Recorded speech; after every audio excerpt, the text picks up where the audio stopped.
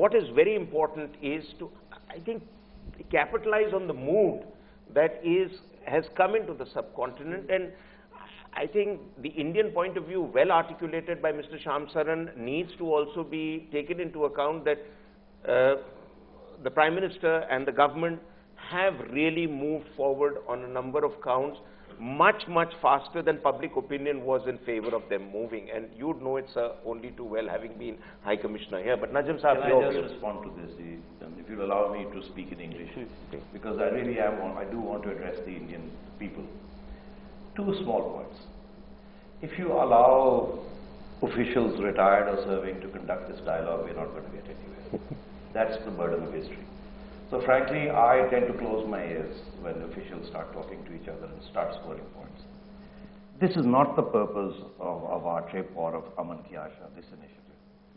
The second thing I want to say is this, that I met several young people here today, several young Indians, and I heard one very interesting thing. They all said to me, why are there not enough young people in your forum? Why don't you put us on the table? Why don't you ask us how we feel? Why is it that there are oldie goldies like you guys on the one side and oldie goldies from the other side? Why aren't young people in India and Pakistan talking to each other? And I think that's where the action is. Really, we are outmoded.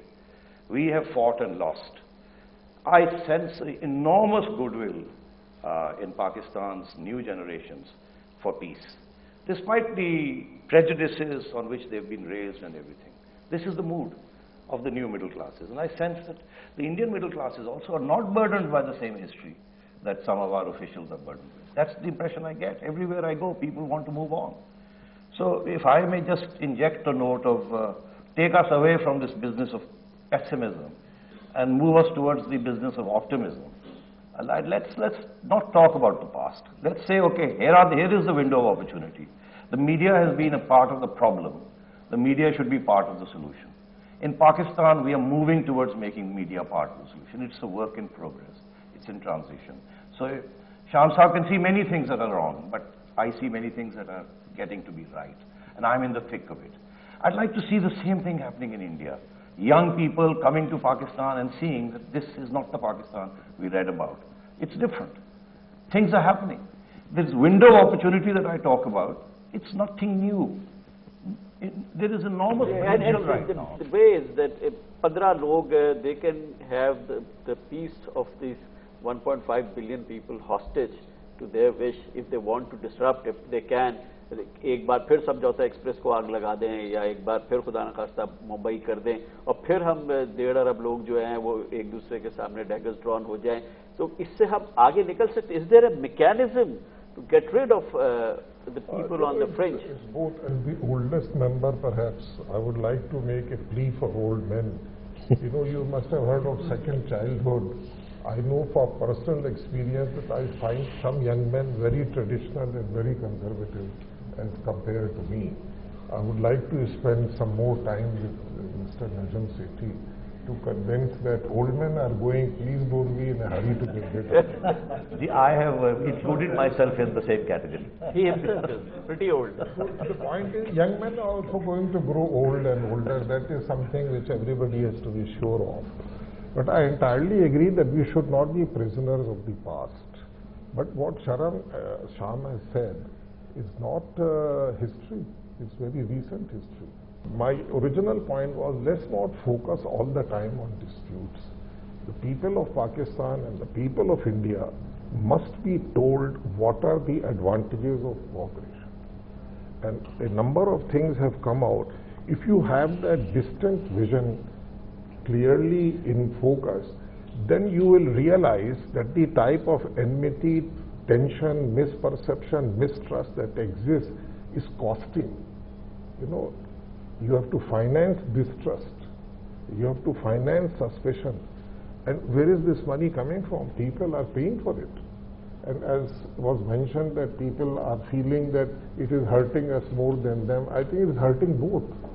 And who's laughing all the way? Is the big power. Sir and Shahid Malik Saab, in the spirit of Aman Ki Asha, I'd like you to use this opportunity to throw some light on what was it that was so groundbreaking in General Musharraf's time that we came to resolve problems in those agreements which almost missed being implemented. Can you give us some sense of that, so that at least the people can begin to have a certain degree of optimism that yes, we could get there?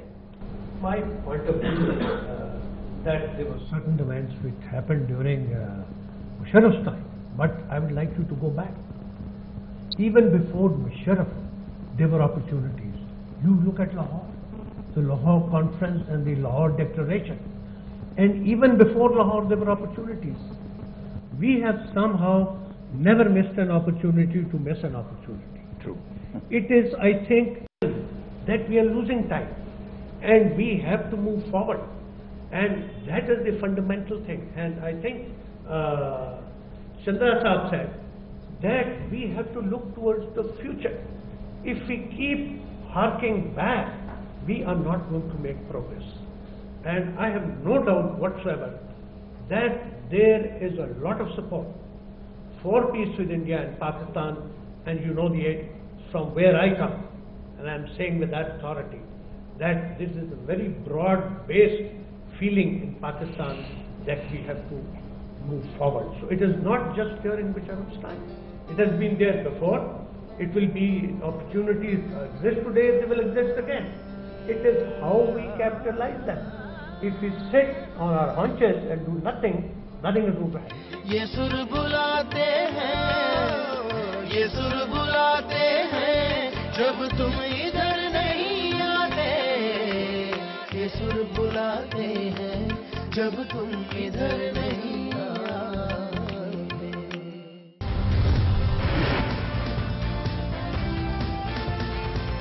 One certain doable issue at this point of time is the Sir Creek and the disagreement over Sir Creek, and there is a possible way forward.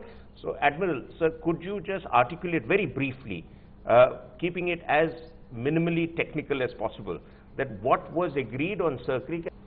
The dispute goes back to 1908, and the dispute between Sindh and Kutch, which was brought out by Governor of Bombay through 1914 resolution. The basic problem in that resolution is paragraph 9 and 10, which paragraph 9 says that Sir Creek will be, the boundary in Sir Creek will be the eastern bank, green bank. एक चीज़ जो बिल्कुल consensus नज़र आता है वो ये कि बहुत ही एक ग्रैंड टाइप की अपॉर्चुनिटी ज़रूर है, ग्रैंड अपॉर्चुनिटी भी उसको कहा गया है कि इस दफ़ा बस को मिस ना करें, इस बस में हम चढ़ जाएं ताकि फिर हम ना रिपेंट करें कि हमने वक्त ज़ाया किया है। आप लोगों ने बहुत पेशेंस से बात ये सुनी है, लेकिन आई एम श्योर कि आप you would like to share your views. अगर आप हज़रात में से कोई साहब इस पर पिच इन करना चाहते हो तो would love to hear from you, अगर आप लोग कुछ कहना चाहते हो। I'm going to speak as an old person, but I hope you like what I have to say, because I think one thing perhaps that we missed out in this summary is that in our discussions we noted how much progress there has been made in the relations between the two countries over the past 10 years. And whichever dispute you want to talk about, there has been progress on it, in terms of the fact that we are now talking to each other, we are minimizing the tutu meme to whatever extent we can, and that concretely look at the CBMs that the two countries have put in place on every single one of these issues, whether it is Kashmir, whether it is Siachen, whether it is Sir Creek. Things have got better.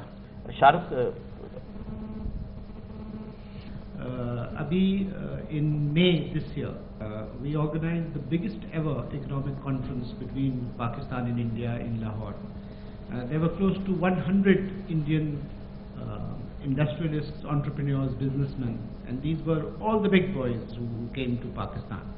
And I think they came to Pakistan to get a first-hand sense of how the government, the military, and the various political parties, and also the business community in Pakistan feel about all the issues that we are discussing here.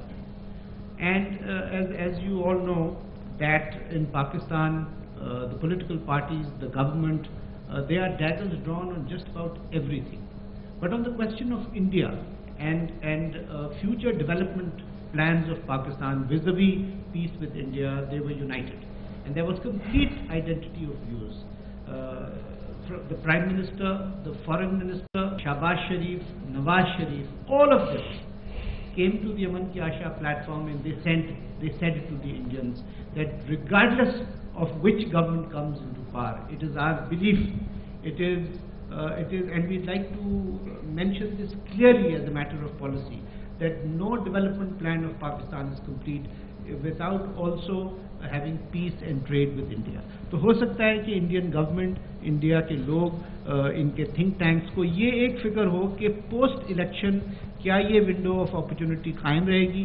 तो तमाम political parties में ये consensus है. So there will be continuity as far as this issue is concerned, and I think they should draw heart and come for this fact as well.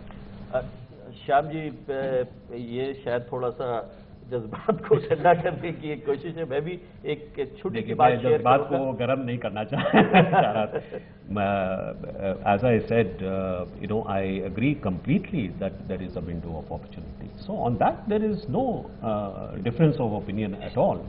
But I would only caution that, to think that you can just wipe out history and just start on a fresh page, I think that is unrealistic. And the experience of India over the last 50 years or more has proved that. So I think it is good to be somewhat cautious in how we take this forward. But just as Radha has pointed out, I think there is much for us to be very proud about.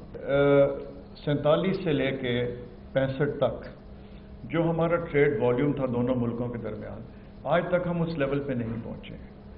उसकी एक वजह है कि 65 के बाद जो political हालात ख़राब हुए लैंड बॉर्डर, उसकी वजह से. तो मैं ये नहीं चाहता कि एक सेगमेंट जो है वो 100 मील की रफ्तार से चले और दूसरे 5 और 10 पे चले. तो ज़रूरी है कि सब आपस में थोड़ा बहुत उसमें एक हम आहंगी हो सारे चैनल्स में, सारे उसमें. ये ज़रूरी है सर. यानी there should be in tandem progress on various issues, not just one particular issue.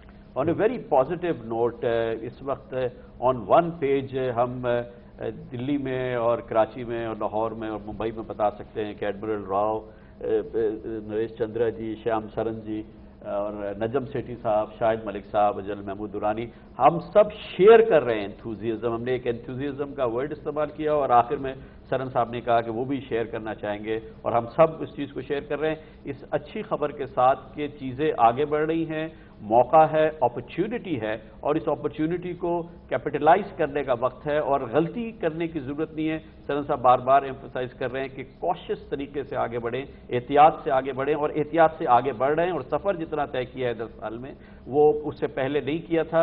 इस अच्छे नोट के साथ दिल्ली से इजाज़त दीजिए मुझे, कामरान खान और मारूफ रजा साहब को. Finally thank the organizers of Aman Ki Asha, who amongst other things have remained steadfast and optimistic despite the air of pessimism that has prevailed, particularly in the aftermath of the 26/11 attacks in Mumbai. But having said that, I think I'm going away from this gathering and this initiative today feeling that I need to look and relook once again at where the opportunities lie, and I think that is probably the central message of this entire initiative. Thank you very much.